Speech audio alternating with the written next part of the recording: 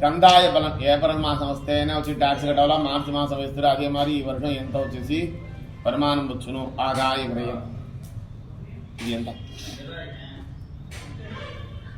ஒரு நட்சத்திராనికి 3 இலக்க எண் వచ్చును. முதலில் 0 வந்தால் முதல் 4 மாதம் கஷ்டம், இரண்டாவது 0 வந்தால் அடுத்த 4 மாதம் தரித்திரம், மூன்றாவது 0 வந்தால் கடைசி 4 மாதம் நிம்மதி குறைவு. முதல் கந்தாயம் அதாவது முதல் எண் వచ్చేసి చిత్రే టు ఆడి, రెండవది నంబర్ ఆవని టు కార్తిகை, மூன்றாவது எண் மார்கழி டு பங்குனி.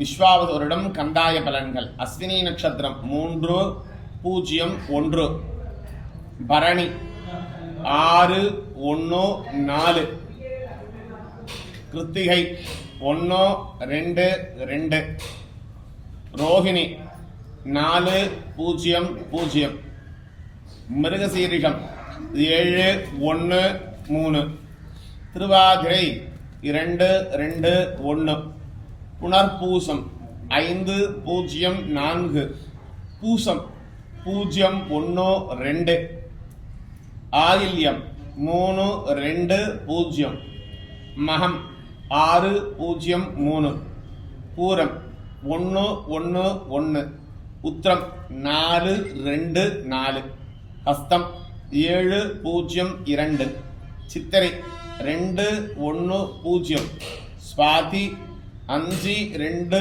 3, விசாகம் 0, 0, 1, அனுஷம் 3, 1, 4, கேட்டை 6, 2, 2, மூலம் 1, 0, 0, பூராடம் 4, 1, 3, உத்ராடம் 7, 2, 1, திருவோணம் 2, 0, 4, அவிட்டம் 5, 1, 2, சதயம் 0, 2, 0, பூரட்டாதி 3, 0, 3, உத்திரட்டாதி 6, 1, 1, రేవతి 1, 2, 4.